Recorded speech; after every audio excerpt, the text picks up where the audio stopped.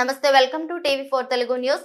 ముఖ్యమంత్రి రేవంత్ రెడ్డి, మంత్రులు మరియు మాజీ సీఎం కేసీఆర్, మాజీ మంత్రి మల్లన్న సాగర్ భూ నిర్వాసిత కాలనీలో పర్యటించి వారి గోస వినాలని దళిత బహుజన ఫ్రంట్ జాతీయ కార్యదర్శి పి శంకర్, రాష్ట్ర కార్యదర్శి దాసరి ఏగొండ స్వామి, జిల్లా ప్రధాన కార్యదర్శి బ్యాగరి వేణులు డిమాండ్ చేశారు. బుధవారం నాడు దళిత బహుజన ఫ్రంట్ ఆధ్వర్యంలో ఎర్రవల్లి నిర్వాసిత కాలనీలో వివిధ నిర్వాసిత కాలనీ బాధితులతో సమావేశం అనంతరం అంబేద్కర్ విగ్రహం ముందు ధర్నా చేశారు. ఈ సందర్భంగా డిబిఎఫ్ జాతీయ కార్యదర్శి పి శంకర్ మాట్లాడుతూ, అసెంబ్లీ ఇచ్చిన మాట ప్రకారం రాష్ట్ర ముఖ్యమంత్రి, మంత్రులు దామోదర్, కొండా సురేఖ, పొన్నం ప్రభాకర్లు భూ నిర్వాసిత కాలనీలలో పర్యటించి నిర్వాసితుల బాధలు విని పరిష్కరించడానికి చొరవ చూపాలని కోరారు.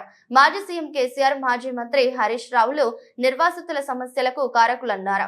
రాష్ట్రంలో వివిధ సమస్యలపై ప్రశ్నిస్తున్న మాజీ మంత్రి హరీష్ రావు నిర్వాసితుల సమస్యలపై ప్రభుత్వాన్ని ప్రశ్నించకపోవడం దారుణమన్నారు. మల్లన్న సాగర్ లో 5212 కుటుంబాల్లో ఉపాధి హామీ జాబ్ కార్డులు ఉన్నప్పటికీ పనులు చూపలేదన్నారు. మల్లన్న సాగర్ ప్రాజెక్టుకు భూములు స్వాధీనం చేసుకోవడంలో భూమి లేని వారుగా మారన్నారు. పెండింగ్ లో ఉన్న ఒంటరి మహిళలకు, యువజనులకు R&R ప్యాకేజీని అమలు చేయాలన్నారు.